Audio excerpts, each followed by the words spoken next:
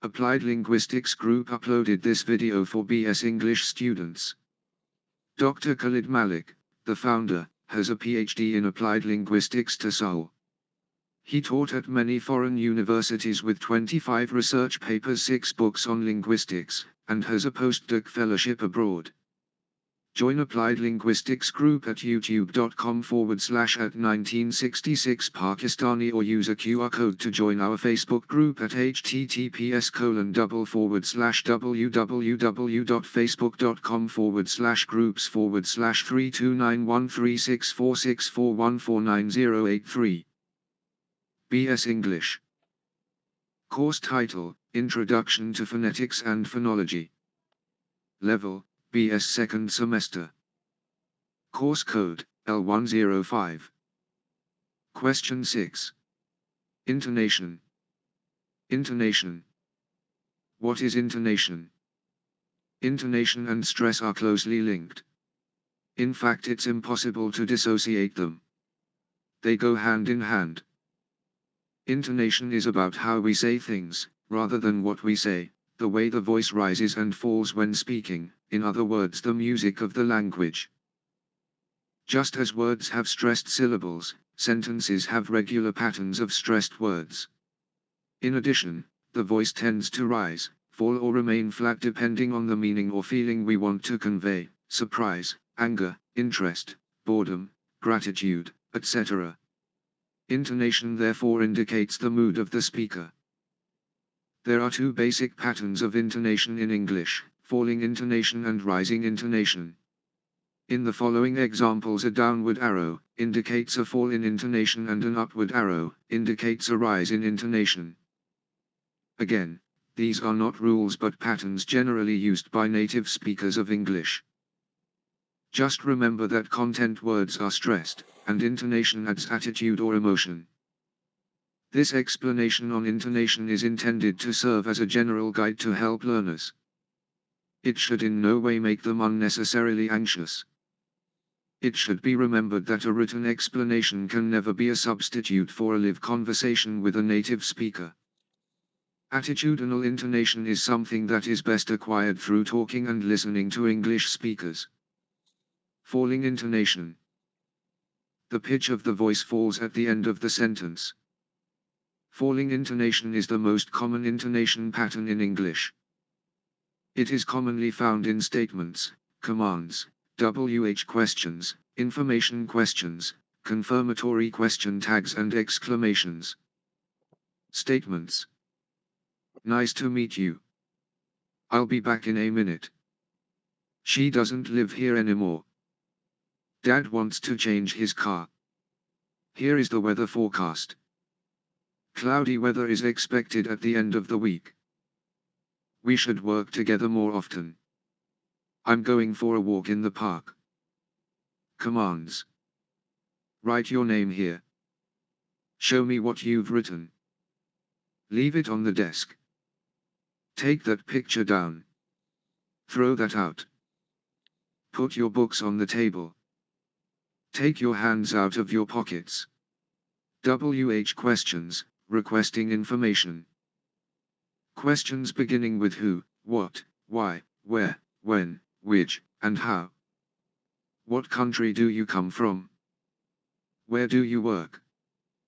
Which of them do you prefer? When does the shop open? How many books have you bought? Which coat is yours? Whose bag is this?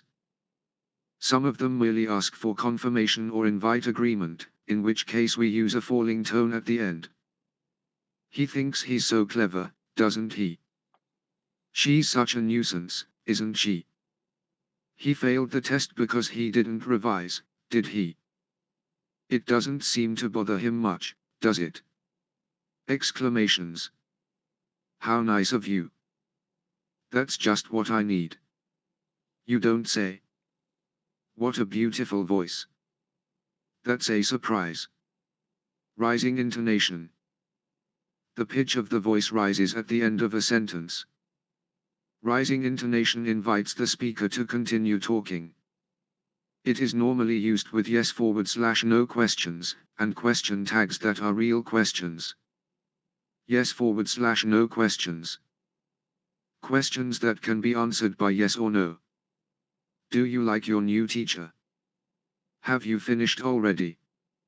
May I borrow your dictionary? Do you have any magazines? Do you sell stamps? Questions tags that show uncertainty and require an answer, real questions. We've met already, haven't we? You like fish, don't you? You're a new student, aren't you? The view is beautiful, isn't it? We sometimes use a combination of rising and falling intonation in the same sentence. The combination is called rise-fall or fall-rise intonation. Rise-fall intonation. The intonation rises and then falls. We use rise-fall intonation for choices, lists, unfinished thoughts and conditional sentences. Choices, alternative questions. Are you having soup or salad? Is John leaving on Thursday or Friday? Does he speak German or French? Is your name Ava or Eva? Lists, rising, rising, rising, falling. Intonation falls on the last item to show that the list is finished. We've got apples, pears, bananas and oranges.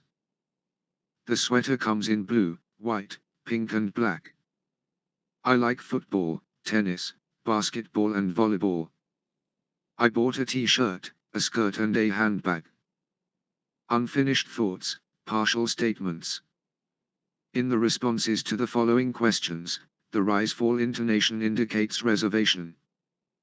The speaker hesitates to fully express his/her thoughts. Do you like my new handbag? Well, the leather is nice. But I don't like it. What was the meal like? The fish was good. But the rest wasn't great.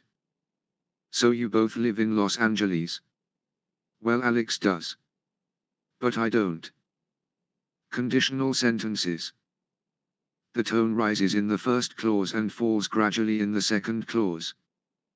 If he calls, ask him to leave a message. Unless he insists, I'm not going to go. If you have any problems, just contact us. Fall-rise intonation. The voice falls and rises usually within one word. The main function of fall-rise intonation is to show that the speaker is not certain of the answer they are giving to a question, or is reluctant to reply, as opposed to a falling tone used when there is no hesitation. It is also used in polite requests or suggestions. Hesitation /reluctance. So you'd be willing to confirm that? Well, I suppose so. You didn't see him on Monday? I don't quite remember. Politeness doubt uncertainty, you are not sure what the answer might be. Perhaps we could visit the place. Should we copy the list? Do you think it's our load? A good exercise to improve pronunciation would be to listen to short recordings of everyday dialogues and then shadow read the script, or read it along with the tape using the same stress and intonation as the speaker. Students can repeat this exercise until their voice sounds similar to the voice on the recording. It is also a good idea to note down or record some examples of everyday conversations, either from real life or from film or television dialogues, and repeat them as often as possible, copying the stress and intonation of the speakers. Modern English songs are also a useful way of learning English stress, rhythm and intonation. To begin with, try singing, or saying loudly, the lyrics of songs that you find easy to understand. You will be surprised how quickly your pronunciation will improve with the help of audio materials. It will be a reward for all your hard work. Applied Linguistics Group uploaded this video for BS English students. Dr. Khalid Malik, the founder, has a PhD in Applied Linguistics to Seoul. He taught at many foreign universities with 25 research papers, 6 books on linguistics, and in a postdoc fellowship abroad. Join Applied Linguistics group at youtube.com/@1966 Pakistani or use a QR code to join our Facebook group at https://www.facebook.com/groups/329136464149083.